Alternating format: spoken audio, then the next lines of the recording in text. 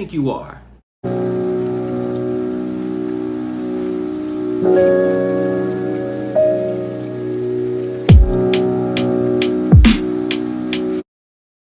Hello everyone, welcome to Burnout Medicine, where we burn out burnout. It's me, Dr. V. Thank you all again for tuning in. I really do appreciate your support. Before I get started, as always, my thoughts are my own. They do not reflect any ideas or thoughts of the institutions that I'm working for or have worked for. All these thoughts are me, Dr. V, nobody else's. And now that that's out the way, we can get right to the video. Who do you think you are?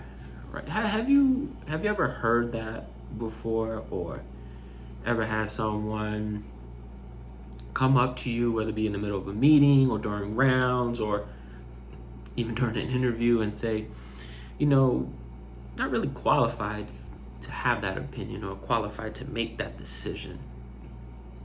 And I'm willing to bet most of us haven't experienced that, at least not on that kind of aggressive, in your face level, because very few people would actually say that to your face, right?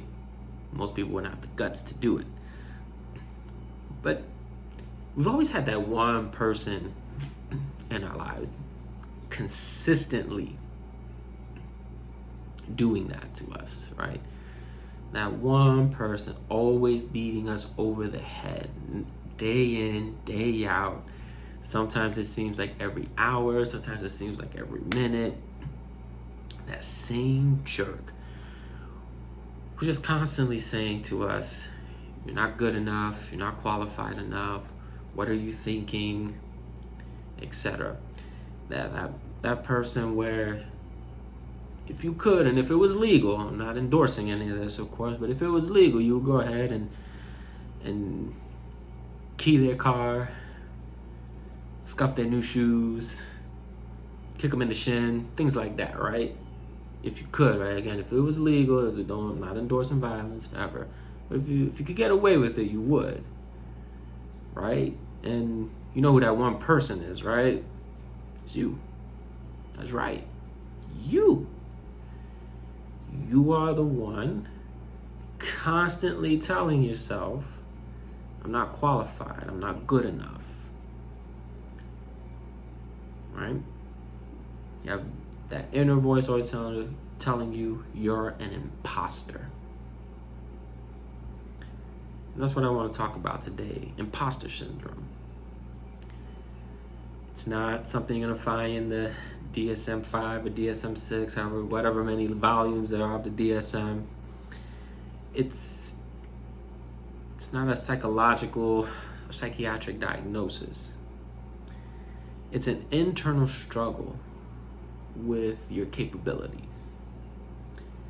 It's when, although your abilities are top-notch, your knowledge level is up to par, your technical skills, surgical skills, right, are on point. Despite all that, it's that inner thought of feeling like you're not competent enough, that you're not worthy enough, that you are undeserving of any praise, of being called excellent, that you feel like you're not good enough to do a certain thing. And that's where it comes from. It comes from that inner self telling you those things, despite the fact you are more than qualified. And why does this happen, right? Again, we have to know the root causes of these things that contribute to our burnout or moral injury, and why do we think this way, right? We went to school. Majority of us went to school, right? Not only did undergrad, some of us had done master's degrees before finally getting whatever certification you obtained in whatever field you're in. School for many years, more than just 2 years. We got a bachelor's, we got a master's. Some of us have a doctorate degree. We went through, even after school, more training afterward to specialize in whatever we wanted to specialize in. Right? We went through the constant criticism, the scrutiny, right? The trial by fire, so to speak, in order to become out more refined than gold. So why does this keep coming up? Why do we keep telling ourselves we are something that we're not? And part of it is we tend to magnify our flaws or our mistakes more so than what we exemplify our strengths and our greatness. Think about if you're a surgeon or you do surgery or you participate in surgery and you have a complication, right? I know I've been there as a GYN surgeon. That feeling like, wow, maybe I'm not a good enough surgeon. Maybe I made the wrong clinical decision, or maybe you're a nurse on the floor and you gave the wrong medicine, right? It's like, oh man, like if I wasn't so dumb, if I only triple check what I did, if I only read more, or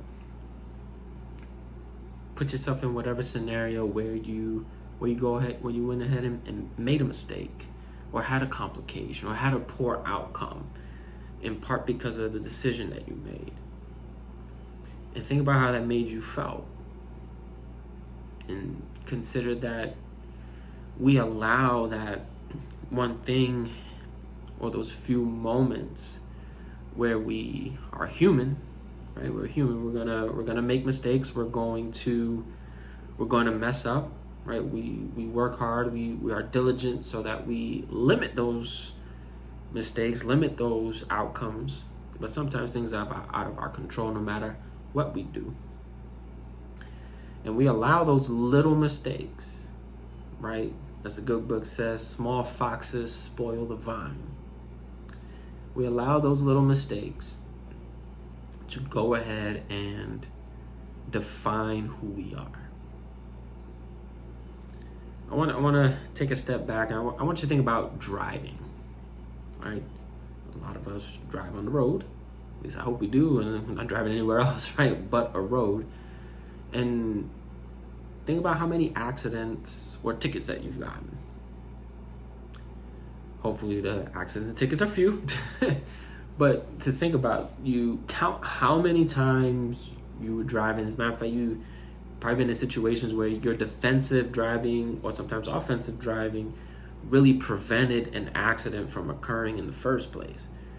But think about all those times you drove and the 1, 2, or very few accidents that you've actually gotten into.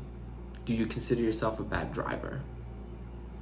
No, it doesn't even cross your mind. It's like, well, that was a freak accident. Or even so, it's like, hey, it was just a specific circumstance. Otherwise, my driving record's clean. I'm good. I know how to operate this machine. And I want you to think about your practice now. How many times have you impacted lives, saved lives, go ahead and change lives for the better, right? How many of those people were you there to console during the tough times, where people went to you and say, hey, I really need you to be my rock, and you were able and had the privilege of being, that rock or that pillar for somebody. All those times, and yet we allow one mistake, one complication to go ahead and shatter everything. The more you drive, the more opportunity for accidents. The more you practice medicine, at some point in your career, you're gonna hit a bump in the road. And sometimes these things are out of our control. You may miss one detail. And that shouldn't derail you or mislead you to thinking that you're anything but excellent, right? None of that should. And I think that's where the root of imposter syndrome comes from. We magnify our mistakes. We let it define us, right? We never say it on an interview though. right? You go on an interview and you're like, you don't reveal any of your mistakes. You only talk about what the things you're good at. And even if you talk about the mistakes, you spin it around so it can make you look good. Well, this doesn't require any spinning. You are great. You are competent. You're not an imposter. And one mistake or a few mistakes, that does not take away from that. The only time it does is either one, you were being belligerent, meaning you had malintent, right? And that's a whole different discussion. You have malintent, right? Or you knowingly put someone in danger when you know you shouldn't. Those things revolve around intent, right? You intended to be dangerous. That has no excuse. I have nothing for you there. I'm willing to bet 99.9999% of us do not have malintent when a complication occurs. We put so much pressure on ourselves, and rightfully so, because we need to operate in excellence in all that we do. 100%. That's what we're called to do as healthcare providers. But you also have to recognize you're human and recognize that, again, your mistakes don't define you.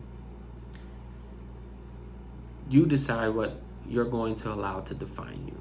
You make a mistake, make sure you take away from it, you learn from it. It's ever growing. That's why most healthcare fields, whether you're in a hospital or private setting, it's called a practice because it's ongoing learning. And I think recognizing that is the first step to overcoming imposter syndrome, right? Another thing that we need to do is, again, not magnify our flaws. We talked about self-love and speaking those things in yourself so that can come into existence so you can work towards that goal. We all have flaws. We all have things we need to work on, without a doubt. None of us have reached a level of perfection at this time. It's a lifelong journey. That doesn't mean, though, we have to stay with our flaws. That doesn't mean we can't improve on them. And having the mindset of, I don't have this skill as good yet, but I'm working on achieving that. As opposed to, man, I suck at this and suck at that and then do nothing about it. Again, an imposter would give up, but you're not one. You know how I know? Because you made it this far. You're in the healthcare field. You went through all the schooling, the training, the scrutiny, the criticisms, whether warranted or unwarranted. You've made it this far. So my final thing for everyone out there is stop lying to yourself. You're not the imposter. Right? You're not. You are excellent. You are competent. Right? And your flaws or your mistakes do not define you. How you respond in the midst of those things will say more about you than you actually making those mistakes. Remember, we're all human. We want to be perfect. We're ever so striving for it. But do not allow small foxes to spoil the vine. Do not allow them to do so. Because you're precious, you're needed, you're counted on. And the fact that people look to you for that doesn't make you an imposter. It makes you worthy and deserving of your title. You just have to go ahead and maintain it. And that's all I have for you today. Thank you all for tuning in. Please leave a comment below about what you think imposter syndrome is. How do you combat it, right? It's an everyday struggle for me, and I'm sure in parts it's some for you all. So let me know in the comments below what you think imposter syndrome is. How do we combat it? What are some things that you go through, and so that we can all help each other again grow and overcome these things, overcome this moral injury that we call burnout. so that we can reach new heights and new levels together. All right, thank you all. I love you all. Thank you for all the support. Like, share, and subscribe. And I will see you all next time. Bye.